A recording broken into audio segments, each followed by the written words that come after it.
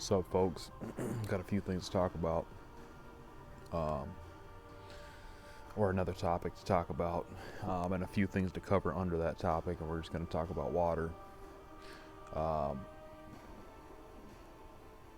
which I think is, a highly overlooked topic. We're going to talk about storage, we're going to talk about filtration, we're going to talk about uses, also usage and consumption. So, without further ado, let's hop right into it. So first thing first, water storage. Now there's this thing called aquatainers. You may have heard of it, you may not have. I think they're a great thing. They're 7 gallons each, roughly $15 a pop for an aquatainer. And they come with a little spigot on there.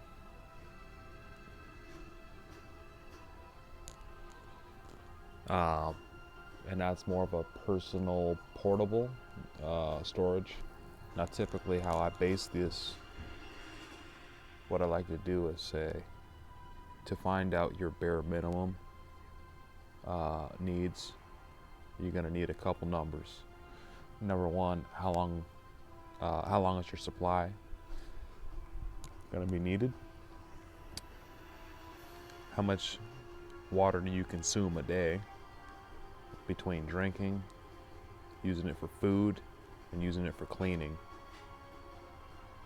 Now, on a basic system, aquatainer's 7 gallons. So for me, I drink a half gallon of water a day.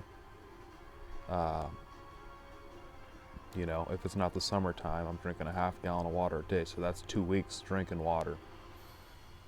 And then I would get another 7 gallon container and have that separate for cleaning and other miscellaneous water usage. Maybe some cooking. And that would get me close to 30 days, right? I mean, everybody's different. Some people barely drink any water. But it's one of those things that's highly important. One of those things that cannot be skipped. It's a number one priority out of any prep or gear. On a larger scale, I hear a lot of guys talking about getting, they get these whole house filters, charcoal filtration and stuff like that. Then they get 55 gallon water drums, and they'll either put them in their basement or in storage, and they'll rotate those out. So that's another way to go. As far as water storage. Other than that, you can use cheaper plastics, like reusing, gallon jugs. I don't recommend that, but worst case scenario, you could do that. You could use other containers as well. Other than storage, we're going to talk a little bit about filtration. Now, one we mentioned, but that's more for a house system, a whole house filtration system, or something for a sink filter that you can screw on, and it does a charcoal thing there, and they also go for shower heads as well. Another way, another thing that I think would be important is probably more of a portable water filtration system. So number one is going to be having the skills to filter water, the old school way. You're taking plastic bottles, grass at the bottom, maybe some wood chips on top of that, maybe some gravel and some rocks on top of that, and maybe a few other filters, and maybe a little super fine screen at the very bottom of the grass. And then after you filter it, then you boil it. That's one way. Another way that's going to be more convenient is a live straw, and that's going to be, I think they're about 20 bucks what I paid for mine, and it filters. It's been a while, I haven't used it, but it filters roughly 1,000 gallons, I believe. So keep a couple of those bad boys. I've heard of people drinking some pretty brutal water straight up out the straw. And I've also heard of people also taking that water, filtering it through the live straw, and then boiling it. So that'd be another way. And then probably, if you didn't have anything as far as filtration, boiling the water itself would probably be like the last, probably most unsafe way. If you're not going to filter it all, you're just going to take it and boil it. It does kill, I believe, 99% of bacteria and stuff like that. So that'd be a last resort for me. At the minimum, I prefer to filter water and then boil it if I don't know how good the source is. Also, another reason why water is number one is its uses.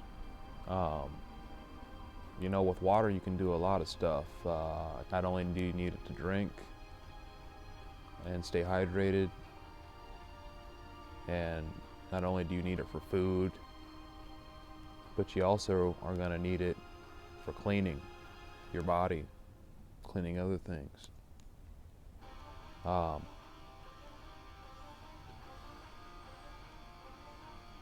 If you didn't have water to clean stuff, you could find yourself in some serious trouble. As far as, getting sick or diseases, wearing the same socks and underwear for a long time, that's not going to be, you're not brushing your teeth, you can get diseases from that. So it's very important. And then what we talked about, my last point with the water, is your usage and consumption. Again, this kind of comes down to the storage. Know what you need, know what you use, and that's going to determine your usage and consumption. You might have heard the term 2 is 1 and 1 is none. Well, with water, the more, the merrier, the better, because I would hate to be in a situation where you need it and you ain't got it.